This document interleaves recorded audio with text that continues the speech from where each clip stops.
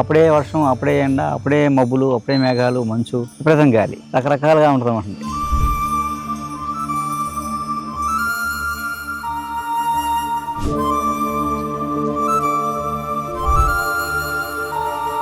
అలాగే శనివారం, ప్రత్యేకంగా శనివారం ఒక 4 శనివారాలు 3 శనివారాలు దీపాలు వెలిగిస్తే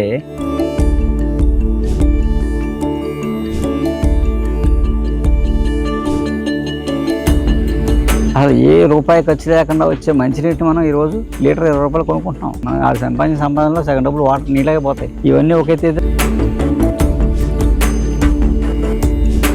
చెట్టు నాటినా, చెట్టు కింద కూర్చున్నా, చెట్టు కింద పూజ చేసినా మనకి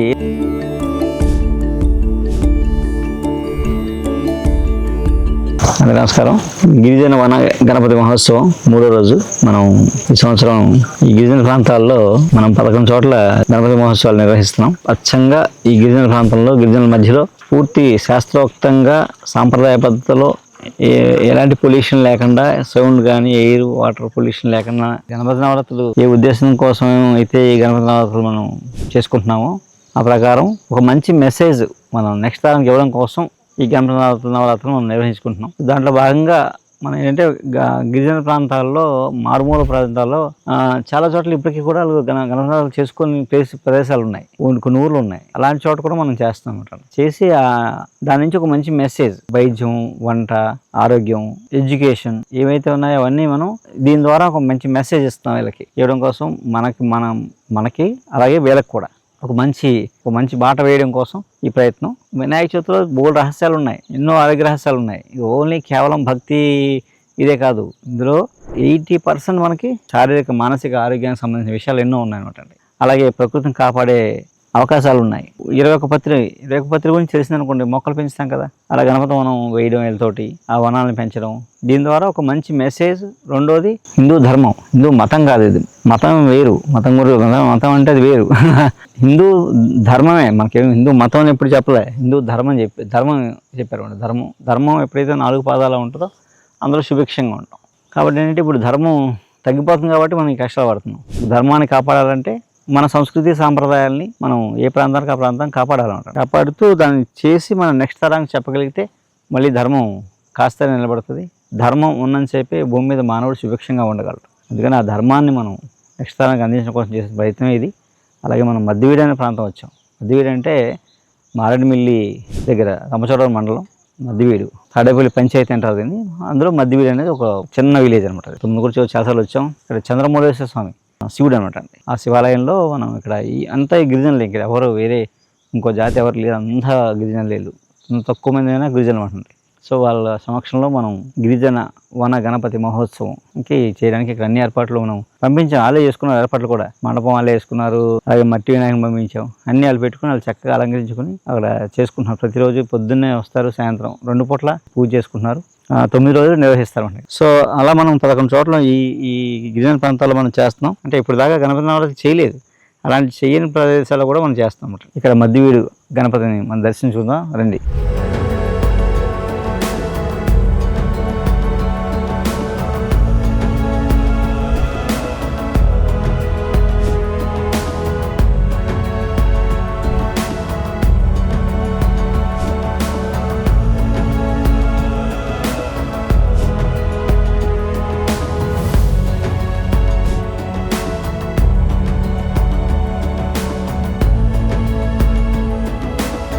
పవిత్రవనం, ప్రతి ఆలయానికి పవిత్రవనం ఒకటి ఉండేది ఉంటుంది. వాస్తు శాస్త్ర ప్రకారం ప్రతి ఆలయానికి దేవతా వృక్షాలు ఉండాలన్నమాట. అలా అట్లనే పవిత్రవనం అని ఆడికి ఒక స్థలం కేటాయించి ఈ దేవతా వృక్షాలని పెంచేవారు. దానివల్ల ఏంటంటే శారీరక, మానసిక ఆరోగ్యం కోసం వీటిని పెంచేవారు. మన వేదాలు, పురాణాలు, ఇతిహాసాల్లో వనాలని దేవతలుగా చెప్పారన్నమాట. వనాలను దేవతలుగా పూజించేవారు. అలాంటి సంస్కృతి మనది. ప్రతి మొక్క ఒక దేవతతో సమానం. అందులో ప్రత్యేకమైన వాటిని దేవతావనాలని, మనకు రావి, జమ్మి, మర్రి ఇలాంటి ఒక్కొక్క వృక్షం ఒక్కో దేవతకి, ఒక దేవుడికి మనం పూజిస్తూ ఉంటాం. అలాగే ఇక్కడ మద్దివీడు చంద్రమౌళేశ్వర స్వామి, ఇక్కడ చంద్రమౌళేశ్వర శివుడు చాలా కాలం, కొన్ని వందల సంవత్సరాల పూర్వం శివాలయం ఇది. ఈయన భూమిరెడ్డి గారు ఈ ఊరే, ఇక్కడ ఎక్కడి నుంచో తాతల నుంచి ఇక్కడే ఉంటున్నారు వీళ్ళు. అలాగే భూమిరెడ్డి గారు ఆలయానికి భూమి విరాళం ఇచ్చారంటే, అలాగే పవిత్రవనం ఆయన ఇచ్చిన స్థలంలోనే పవిత్రవనం వేయిస్తున్నాం. గుడి కోసం ఇచ్చిన స్థలం, ఆయనతో మొదటి మొక్క నాటిస్తాం అన్నమాట భూమిరెడ్డి గారు.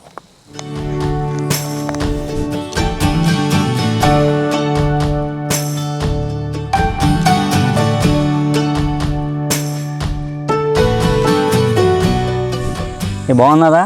బాగానే బాగానే. వరి వేస్తున్నారు ఇప్పుడు. అది వరి అంతా కొంచెం వేస్తుంది, అది వేసాను, ఇది కూలలో పెట్టాను. అది మొక్కజొన్న వేసారా? మొక్కజొన్న వేసాను. ఈ సంవత్సరం నేనే కొంటా పోయినలాగా. పోనీ పోయింది పాప మాడైపోయింది. ఆఖరిని వచ్చాం మేము కూడా. అందరూ బాగున్నారా పిల్లలందరూ? బాగున్నాను. ఓకే, ఈ సంవత్సరం ఇంకా కొంచెం బాగు చేద్దాం, గుడికి ఇంకా చేద్దాం బాగా. ఏం చేద్దాం? గుడికి ఏమైనా కావాలా? గుడికి ఏంటి కావాలా? తెల్లవి అయిపోయినట్టు నన్ను ఏదో బాగా చెత్త శుభ్రం గడ్డి అలాంటి పీంకట్టి తీయడం అదే. అంటే కొంచెం స్టే చేసేలా షెడ్ వేద్దాం బాగా బోనాలకి. అది శివరాత్రికి జనం వచ్చినప్పుడు ఉంటుంది కదా, ఇక్కడ ఒక స్టేజ్, ఇలా ఒక షెడ్ మీటింగ్ లేక చెప్పుకోవడానికి. అది కిందట్టుకుంటా నాన్న. ఇక్కడ అంతమంది కొంచెం మైలు వారం వచ్చేసి లోన దూరిపోతున్నారా? అందుకే కిందే పెడదాం అయితే. గొడవ. సరే అయితే అలాగే అది కిందే పెడదాం. అవును, చుట్టూ ప్రహారీ వేసేద్దాం, చుట్టూ కొంచెం గోడ కట్టేద్దాం, మొక్కలు బాగుంటాయి, ప్రహారీ కట్టేద్దాం. ఈ సంవత్సరం చేసేద్దాం, ఓకేనా? ఓకే, మొక్కలు కూడా పాడకుండా ఉంటాయి, చుట్టూ గోడ కట్టేద్దాం. పెట్టుకుంటే సరిపోతుంది మనకి, అందంగా ఉంటుంది. సరే ఓకే. మట్టి ఉంది, పర్లేదు. ఇది సెమీ వృక్షం. సెమీ అంటే జమ్మి, విజయానికి ప్రత్యేక. పాండవులు వనవాసం అప్పుడు ఆయుధాలు దాచుకున్నామని చెప్తారు అన్నమాట. అవి తీసుకెళ్ళి చేయడంలో విజయం లభించిందని. విజయానికి ప్రతిరూపం జమ్మి చెట్టు. విజయదశమి రోజు మనం జమ్మి చెట్టు చుట్టూ పూజ చేస్తాం. జమ్మి చెట్టుకి పూజ చేసిన, జమ్మి చెట్టుకి దీపం పెట్టిన విజయం వరిస్తారు అన్నమాట. అందుకు మనం జమ్మి చెట్టు మనం ఆలయాల్లో వేసేవారు అన్నమాట. అలాగే ఔషధపరంగా కూడా చాలా ఉపయోగాలు ఉన్నాయి జమ్మి చెట్టుకి. శని దోషాలు పోతాయి. ఈ జమ్మి చెట్టుకి పూజ చేసిన, జమ్మి చెట్టుకి దీపం పెట్టిన, జమ్మి చెట్టు నాటిన మనకుండే శని దోషాలు పోతాయని చెప్తారన్నమాట. కొన్ని మొక్కలు వేయడం వల్ల వాస్తు దోషాలు కూడా పోతాయి అన్నమాట. అలా మనకి అటు వాస్తుకి, ఇటు వైద్యానికి, ఇటు ఆధ్యాత్మికతకి చాలా ఉపయోగాలు ఉన్నాయి. ఈ చెట్టు కింద కూర్చున్నా, చెట్టు నాటినా, చెట్టు కింద కూర్చున్నా, చెట్టు కింద పూజ చేసినా మనకి ఏదో రకమైన ఫలితం ఖచ్చితంగా లభిస్తుంది. అలాగే ఇక్కడ వాతావరణం కూడా ఎంత బాగుంటుందంటే ప్రతి గంటకి వాతావరణం మారిపోతుంటున్నాడు. అప్పుడే వర్షం, అప్పుడే ఎండ, అప్పుడే మబ్బులు, అప్పుడే మేఘాలు, మంచు, విపరీతం గాలి, రకరకాలుగా ఉంటుంది ఈ వాతావరణం. మనం ఒక రోజు ఉన్నామంటే ఎండ చూస్తాం, వర్షం చూస్తాం, మబ్బులు చూస్తాం, చలి చూస్తాం. 24 గంటల్లో అన్ని వాతావరణాలను చూస్తాం ఈ ప్రదేశం మాత్రం. ఎందుకంటే ఈ వ్యాలీ అలా ఉంటుంది, చుట్టూ కొండలు, మధ్యలో లోయ, ఈ లోయలో ఈ ఊరు, ప్రదేశం చాలా అద్భుతంగా ఉండే. ఎప్పుడైనా మనం ఏ టైంలో వచ్చినా వేసవకాలం వస్తే ఒకలా ఉంటుంది, శీతాకాలం ఒకలా ఉంటుంది, వర్షాకాలం ఒకలా ఉంటుంది. ఎప్పుడైనా ఈ ప్లేస్ మాత్రం మంచి అనుభూతి, అంటే ప్రకృతి ప్రేమికులకి కానీ అందరికీ కానీ ఇది ఒక మంచి అనుభూతి కలిగిస్తూ ఉంటుంది రాగానే. అన్నిటికన్నా ముఖ్యంగా మానసిక ప్రశాంతత ఖచ్చితంగా వస్తుంది. మినీ హిమాలయస్ అన్నందుకు అన్నట్టుగానే ఉంటుందంట. ఇక్కడ చూసారు, పెద్ద ఎత్తైన కొండలు, లోయ, ఒక వాటర్ ఫాలు, చుట్టూ మేఘాలు. చూడండి ఎలా ఉందో. ఇటు పక్క ఎండగాస్తుంది, ఇటంతా మేఘాలు వచ్చాయి, మబ్బులు, మేఘాలు, వర్షం. సడన్గా మారిపోద్ది క్లైమేట్. ఎంతమంది వెనకాల ఇవన్నీ వెళ్ళచ్చు. అలా కొండలు కూడా ఎక్కచ్చు, ఎన్ని బాగుంటాయి, చాలా ఎక్కడానికి చాలా ఈజీగా ఉంటాయి. ఆయన కూడా శీతాకాలం అయితే ఈ కొండల్లో విహరించడం అద్భుతంగా ఉంటుంది. ఎన్నో అక్కడ ఔషధ మొక్కలు ఉన్నాయన్నమాట. ఈ గాలి చాలు ఇక్కడ మనం వచ్చి ఒక రోజు ఉండే కొంచెం మంది గాలి పీల్చుకుంటేనే కొన్ని జబ్బులు పోతాయి.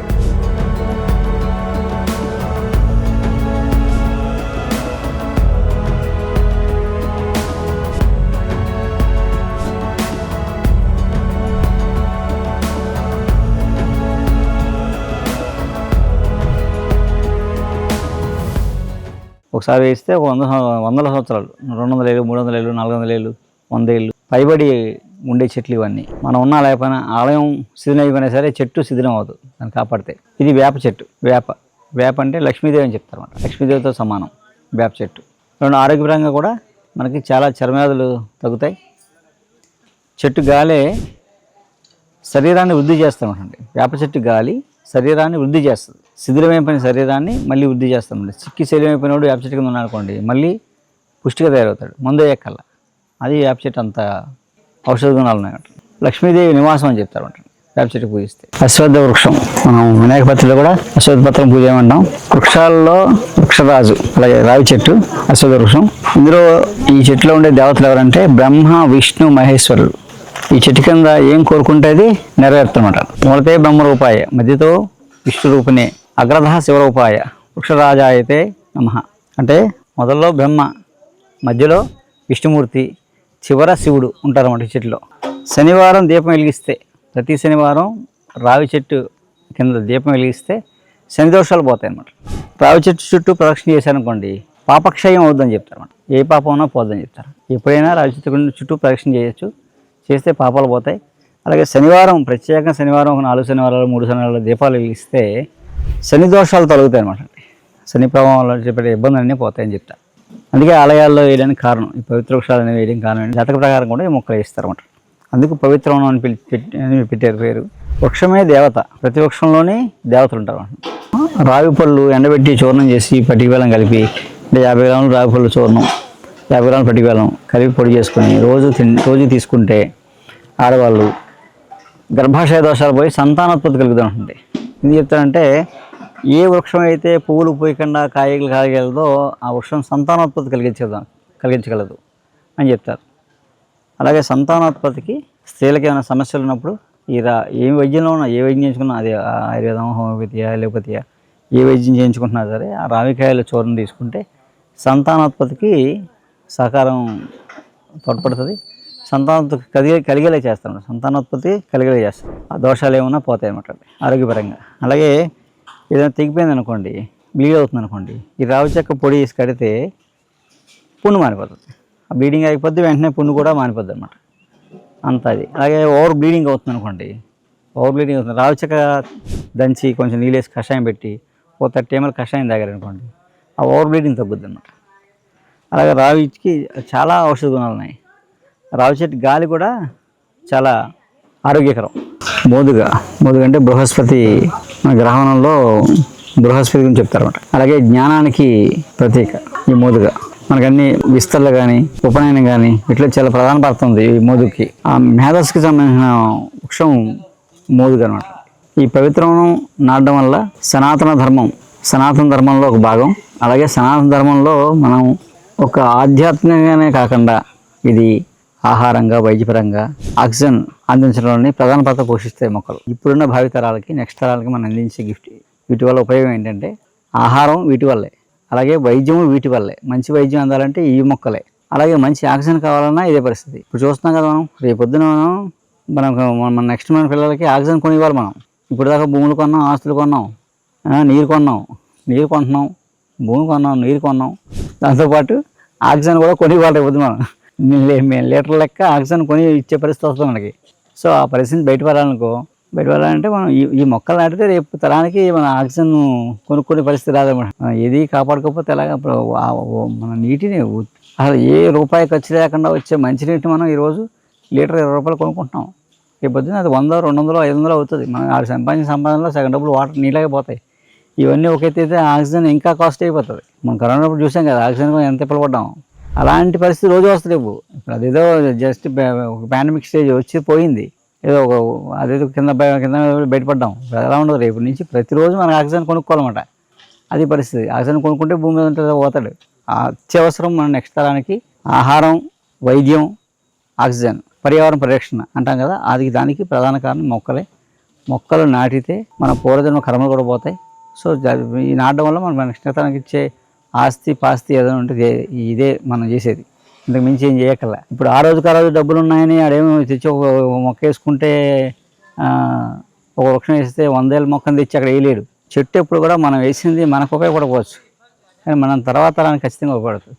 ఈరోజు మనం పళ్ళు తింటున్నామంటే ఈరోజు మనం వేసినవి కాదు, ఎవరో మన తాతలో ముత్తాతలో మన తండ్రిలో వేసినవి కాబట్టి మనం ఈరోజు మామిడి పళ్ళు, ఆ పళ్ళు తింటున్నాం, మనం సీతాఫల పళ్ళు, రగి పళ్ళు అవి తింటున్నాం. అలాగే మనం ఈరోజు మొక్కలు వేస్తే రేపొద్దున పళ్ళు ఫలాలు పక్కన పెట్టినా కనీసం ఆక్సిజన్ పీల్చుకుంటారు. అదే ఉపయోగం. అందుకే ఏంటంటే దేవతా వృక్షాలు మన ఆధ్యాత్మికానికి, సాంప్రదాయానికి మాత్రమే కాదు, పర్యావరణానికి కూడా రక్షకాలం. ప్రతి వృక్షం ఒక దేవతగా భావించడం వల్ల ఈ ప్రకృతి పట్ల గౌరవం పెరుగుద్ది అన్నమాట మనకు. అందువల్ల మనం వృక్షాలను కేవలం ఆరాధించడమే కాకుండా వాటిని నాటడం, సంరక్షణ కూడా ఒక ధర్మం. అందుకే మన భారతీయ ధర్మంలో ఇది ఒక ధర్మం. ఆ ధర్మం కోసం ఈ ప్రభుత్వం ఎక్కడైతే పోకుండా ఉంటాయో అలాంటి ప్రదేశాలు ఎంచుకుని వేయడం జరుగుతుంది. ఇల్లు పోయినా కట్టేసుకోవచ్చు, ఊడిపోయినా మళ్ళీ కట్టేసుకోవచ్చు. కానీ చెట్టు పోతే అలాంటి చెట్టు మళ్ళీ వేయాలంటే అది 100 సంవత్సరాలు పడుతుంది. గుడి కట్టాలనుకోండి, ఒక 2 సంవత్సరాలు పెద్ద గుడికి పక్కన పెట్టేసినా 2-3 ఏళ్ళు కట్టేస్తాం, అంత ఈజీ. కానీ ఒక చెట్టు, ఒక 30 ఏళ్ళ చెట్టు పోయిందనుకోండి, నువ్వు ఇప్పుడు వేయగలవా? మళ్ళీ 30 ఏళ్ళు పడుతుంది ఈరోజు చేస్తే. మనం ఎన్ని పోయినా పర్లేదు, చెట్టు పోకుండా మనం కాపాడాలి. వేసిన చెట్టు పోకుండా ఉంటే మన తర్వాత తరం సుభిక్షంగా ఉంటారు. ఇది ఒక ధర్మం, మనిషి యొక్క ధర్మం. మన మధ్యవీడి దగ్గర ముందే తాడేపల్లి పంచాయతీ అనమాట. మధ్యవీడి అన్నీ ఆ పంచాయతీలకు వస్తాయి. ఇది కూడా మారుమూలే. మనం మధ్యవీడి ఈ ఊరు దాటి మధ్యవీడి వెళ్తాం మనం, రంసలూరు మండలం. ఇక్కడ నుంచి ఒక 25 km ఇది. ఈ లోపల ఈ తాడేపల్లి అనేది ఇదంతా గిరిజనులు వెళ్తారు. వీళ్ళు వినాయక చవితి చేసుకుంటారు మామూలుగా. కాబట్టి ఈ సంవత్సరం మనమే మన ఆధ్వర్యంలో చేస్తూ ఉంటుంది ఇక్కడ వినాయక చవితి. అలాగే మట్టి విగ్రహం మనం విజయనగరం చేసి పంపించినది. ఈ స్టేజ్ అది వాళ్ళే కట్టుకున్నారు. ఎన్ని కర్రలను తెచ్చుకొని శుభ్రం కట్టుకుని కుర్రలు అందరూ బాగా యూత్. ఇక్కడ ఏంటంటే పొద్దున్నే 6 లోపల ఈ పూజని చేసుకుని వెళ్ళిపోతారు పనులకి. మళ్ళీ సాయంత్రం 5-6 గంటలకు వస్తారు ఉంటారు. ఇంకెవరు ఉండరు. సాయంత్రం 5 గంటలకు మళ్ళీ పూజ చేసుకుని కలిసి వాడుకుని ఇక్కడ కౌరులు చెప్పుకొని చక్కగా ఎవరికి వెళ్ళిపోతారు ఉంటుంది. అలా సామూహికంగా అందరూ కలిసి చేసుకుంటున్నారు వినాయక చవితి. మనం 11 ఇది ఒకటి అనమాట. మనం చేసే వనగణపతి మహోత్సవాల్లో 11 చోట్ల చేస్తాం కదా. 11 చోట్లలో ఇది ఒకటి. వినాయక చవితి 3వ రోజు మనకి మధ్యవీడు తాడేపల్లి గణపతి నవరాత్రులు సందర్భంగా ఈ ప్రాంతానికి వచ్చాం. ఇక్కడ 9 రోజులు నవరాత్రులు ఘనంగా చేస్తారు వీళ్ళు. నిమజ్జనం తర్వాత అన్నదానం కూడా, గిరిజనులకి అన్నదానం కూడా జరుగుతుంది అనమాట. చెప్తాం కదా అన్నశాంతి అనే చివర ఏ చేసినా ఆఖరణ అన్నశాంతి ఉండాలన్నమాట. అలా ఇక్కడ అన్న సమారాధన కూడా ఇక్కడ అందరికీ చేయడం జరుగుతుంది. సో ఇలా మనం 11 చోట్ల గిరిజన వనగణపతి మహోత్సవం గిరిజనుల కోసం ఒక మంచి మెసేజ్ ఇవ్వడం కోసం చేస్తున్న ఒక ప్రయత్నం ఇది. సో ఏంటంటే నెక్స్ట్ నుంచి అందరూ కూడా చేసే విధానాలని పర్యావరణానికి నష్టం కలగకుండా పర్యావరణ పరిరక్షణ కోసం ఈ వినాయక చవితులు ఒక మంచి మెసేజ్ ఇవ్వడం కోసం ఇంకా ముందు చేయబోయే నవరాత్రులన్నీ ఇలా చేసుకుంటారని కోరుకుంటూ సెలవు తీసుకున్నాను. నమస్కారం.